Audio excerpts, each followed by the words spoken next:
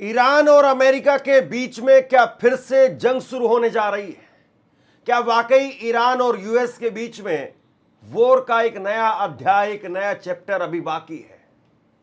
24 घंटे पहले मैंने आपको खबर दिखाई थी कि होर्मुज के अंदर मिसाइलें चली हैं।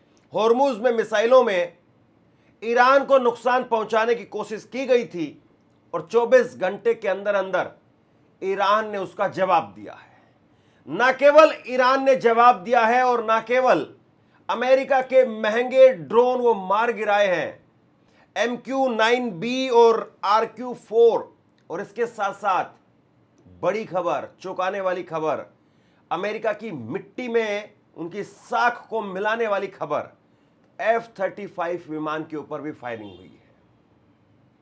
इससे ज्यादा तगड़ा झटका अमेरिका को नहीं लग सकता है कि 40 दिनों की जंग हुई, 8 अप्रैल को सीज फायर हुआ और 8 अप्रैल से 8 मई और 8 मई से अब 27 मई को यह खबर मैं आपको बता रहा हूं।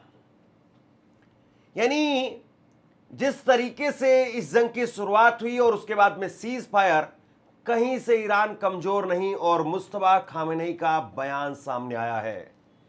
मुस्तफा खामेनेई ने कहा है कि ईरान ने अमेरिका की ढाल को तोड़ दिया है। अब ये अरब देश चाह करके भी अमेरिका की हिफाजत नहीं कर पाएंगे।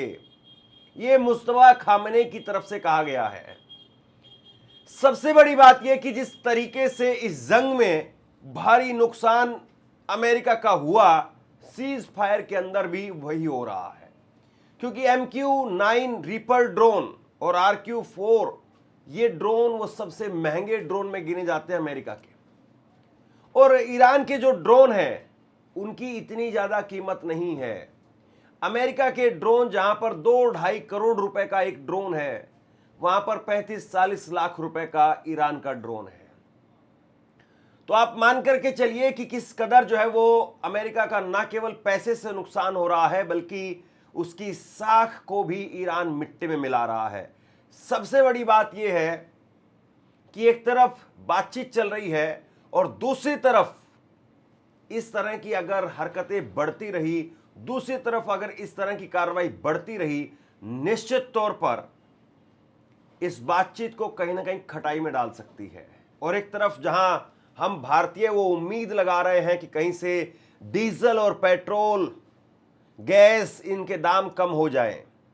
हालांकि अभी अंतर्राष्ट्रीय बाजार में क्रूड ऑयल की कीमतें कम हुई हैं, लेकिन नरेंद्र मोदी की सरकार अंतर्राष्ट्रीय बाजार में क्रूड ऑयल की कीमत फिर से कम होने के बावजूद भारत में तेल के दाम बढ़ा ही रही है।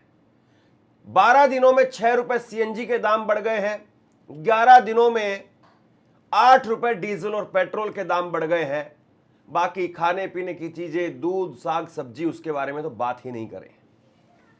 अब सीधे मैं आपको जो है वो ईरान लेकर के चलता हूं और होर्मुज के पास में बंदर अब्बास में जिस तरीके से अमेरिका ने अपनी नापाक हरकतें दिखाते हुए 24 घंटे पहले जो हमला किया था, उसका जवाब ईरान ने दिया है और ईरान ने उसके बेशकीमती ड्रोन मार गिराए हैं।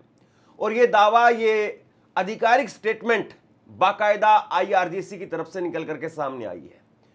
IRGC का ये कहना है कि हमने उनके MQ-9 रीपर ड्रोन और RQ-4 ड्रोन को मार गिराया है, क्योंकि वो हमारे एयर स्पेस के अंदर घुस रहे थे, वो हमारे एयर स्पेस में घुस रहे थे और इसलिए लिहाजा हमने ये पलटवार करते हुए कार्रवाई की है। ये कहना है ईरान का। और मुस्तफा खामेनेई उनका स्टेटमेंट आप देखिए। मुस्तफा खामेनेई क्या कह रहे हैं? ईरान के supreme leader ayatollah Mustafa Khamenei ने मुस्लिम देशों से सहयोग बढ़ाने की अपील की है और उन्होंने कहा है कि इस्लामिक उम्मा की तरक्की और मुस्लिम देशों, मुस्लिम दुनिया की समस्याओं के लिए समाधान के लिए सभी देशों को मिलकर के काम करना चाहिए। खामेनेई ने सोशल मीडिया प्लेटफॉर्म पर, X पर पोस्ट करके कहा कि वह ईमानदारी और नेक इरादे के साथ में सभी इस्लामिक देशों और सरकारों को दोस्ती और सहयोग का न्योता देते हैं। मुस्तफा खामेनेई साफ तौर पर कह रहे हैं कि भैया, हमारे दिल में कोई मैल नहीं है, हमारे इरादे बिल्कुल पाक साफ हैं। नेक इरादों के साथ में हम सब मिलकर के एक साथ में अपनी समस्याओं को भी सुलझाएंगे। यानी ईरान अब बड़े भाई की भूमिका में है। ईरान वो कह रहा है कि भैया एक साथ आओगे, मुस्लिम उम्मा उसको अगर कायम करोगे, उसको मजबूत करोगे, तो अमेरिका जैसी फिरका परस्ती ताकतों की हमें जरूरत नहीं होगी। अमेरिका जैसी मतलब परस्ती ताकतों की हमें जरूरत नहीं होगी जो सिर्फ और सिर्फ तुम्हारा इस्तेमाल कर रही है। आप बताइए कि आपने उनको अपनी जमीन दी, एयरबेस बनवाए, और उसके बावजूद वो इजराइल को लगातार बचाता रहा, आपको नहीं बचाया। अब भी आंखें खोलो, और अब भी वक्त नहीं गया है, देर नहीं हुई है। मुस्लिम उम्मा की अगर बात करेंगे तो ईरान तो यहां से अमेरिका को भगाएगा ही भगाएगा। अगर तुम साथ दोगे तो तुमको भी आजाद करवा देंगे अमेरिका से, और एक साथ मिलकर के उसके बाद में हम अपनी समस्याओं से पार पालेंगे। ये ईरान की तरफ से कहा गया है।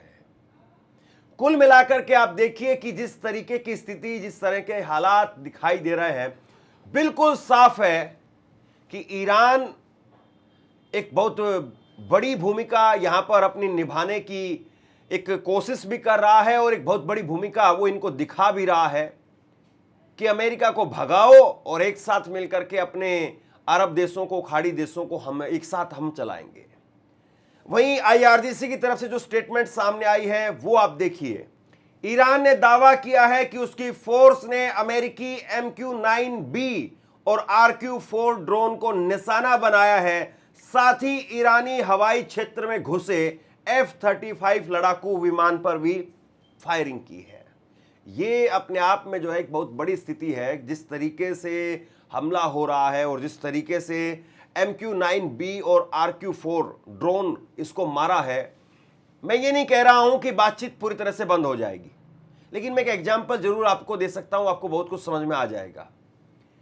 मान लीजिए कि दो गांवों के बीच में पंचायत हो रही है, और कोई मसला है दो गांवों के बीच का, पानी को लेकर के या रास्ते को लेकर के, और दो गांवों के चौधरी वहां पर बैठे हुए हैं, बड़े लोग, रसूखदार लोग वो बैठे हुए हैं।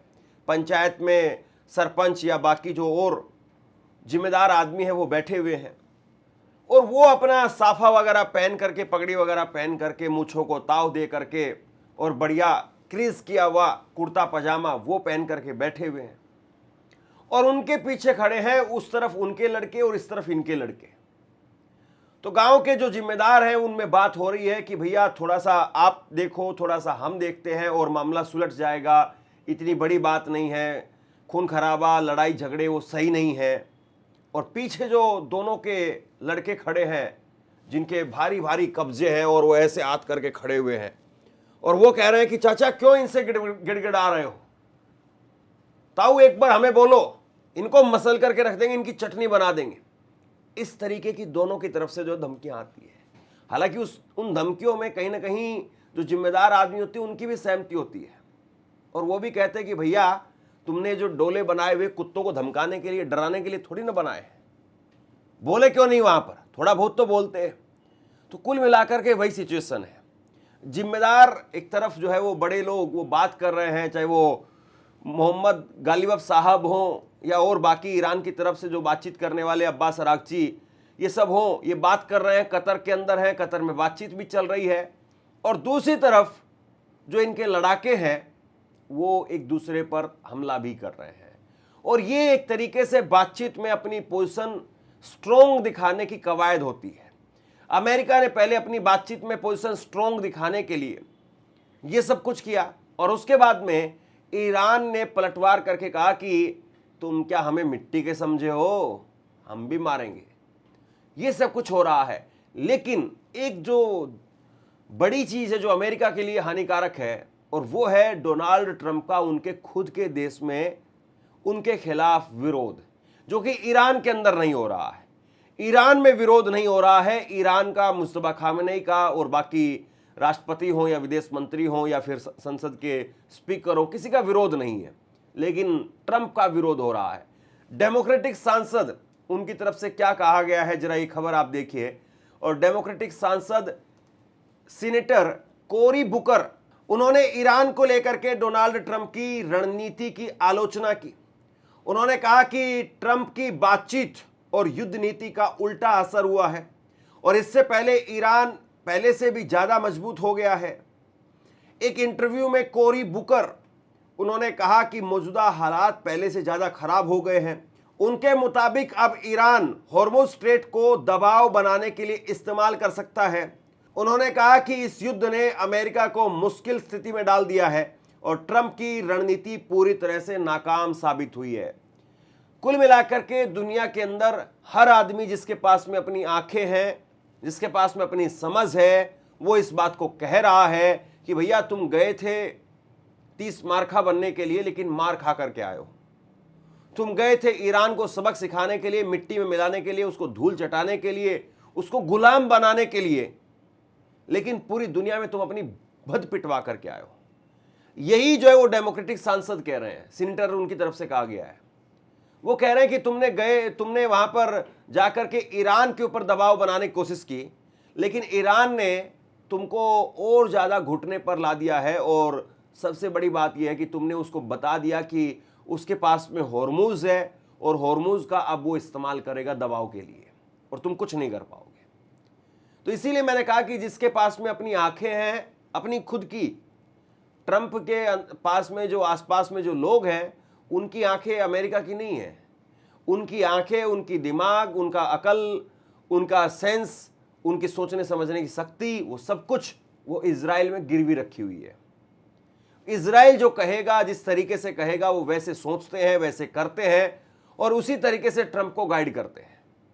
लेकिन जो एक न्यूट्रल अमेरिकी है वो देख रहा है, या न्यूट्रल इस वॉर का जो भी एक्सपर्ट है वो देख रहा है कि भैया बहुत बुरी हालत हो गई है और अमेरिका उसकी बहुत बुरी स्थिति कर दी है, मार मार करके बहुत बुरा हाल कर दिया है। ये जो है वो निकल करके सामने आ रहा है। अब देखिए, सबसे बड़ी चीज ये है कि एक तरफ ईरान मार रहा है और दूसरी तरफ हिजबुल्लाह। जरा ये तस्वीरें देखिए आप, ये फुटेज जारी की गई है, कल भी मैंने आपको खबर बताई थी, उसकी फुटेज अब निकल करके सामने आई है। फुटेज में उत्तरी इलाके के शोमेरा के पास में हिजबुल्लाह का एक FPV ड्रोन वो इजरायली सैनिकों का पीछा करते हुए दिखाई दे रहा है। दौड़ा दौड़ा करके मार रहे हैं इजराइल के लोगों को।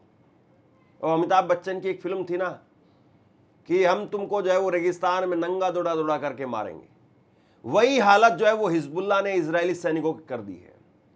और आप याद करिए इस बात को, जो इजराइल ये कह रहा था कि हमने तो वहां पर बहुत बड़ी संख्या में तबाही मचाई है, हिजबुल्लाह का अस्तित्व खत्म कर दिया है, दौड़ा दौड़ा करके मार रहा है हिजबुल्लाह।